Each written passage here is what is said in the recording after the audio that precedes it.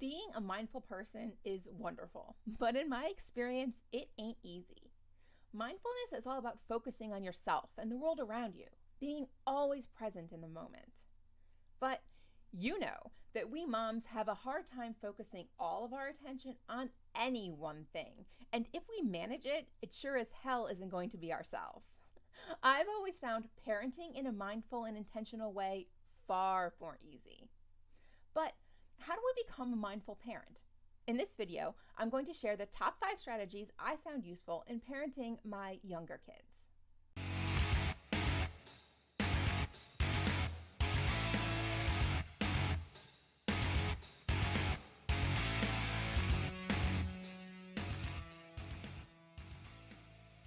Some of my favorite mindful parenting strategies for raising young kids.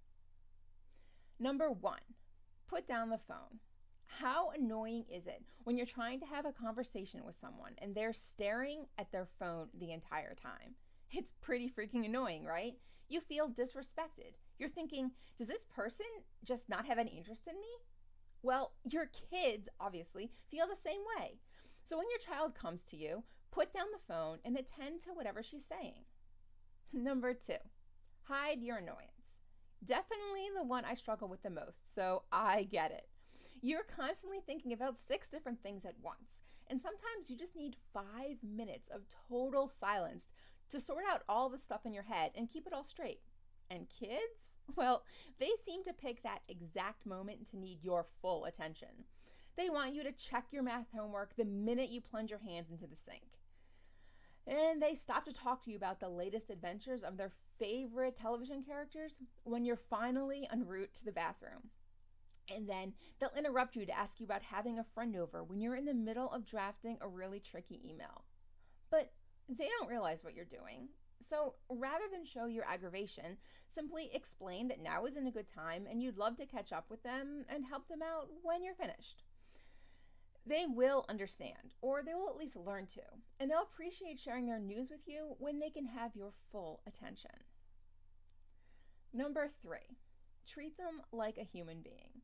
Now, it's not always appropriate to speak to your child as if they're an adult, but even little kids are very attuned to when they're being treated like a child or a pet. Sometimes they can be cool with it, like when grandma and grandpa are spoiling them rotten. But no one likes being patronized all the time, right? Listening attentively to their stories, showing interest or at least acknowledgement of the things that are cool to them, and letting them participate in family decisions if age appropriate are all ways of making them feel important and like they're an important part of the family unit and are respected by you.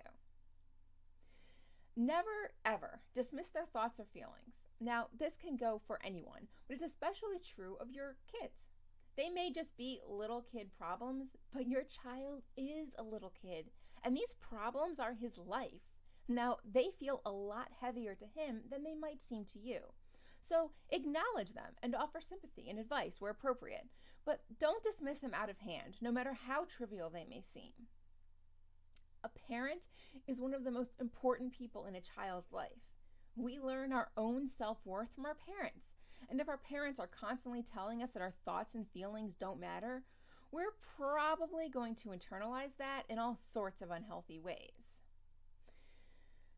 As your child gets older, their problems won't be little kid problems anymore. And if you show that you understand and respect the things your little kid brought to you, when they have much bigger problems, they will have already learned, at least, that bringing them to you won't help, or at worst, that you don't view their feelings and opinions as valid at all. Listen more than you speak. Have you ever needed to get something off your chest? You just want to complain about something, but you don't necessarily want advice or guidance. Sometimes your kids feel the same way. If they need to vent about their friends or their teachers, let them do it without always having to present an alternative viewpoint or point out where they're being unreasonable. Proving yourself to be, if not exactly a friend, at least a friendly ear, you will keep the lines of communication open with your older kids from a very young age. Now, if you are a parent of younger kids, you probably didn't get very much out of my advice thus far, but never fear, I am making my way to you. Tune in next week when I talk about mindful parenting of infants and toddlers. If you got anything out of this video, please like it and share it with a friend.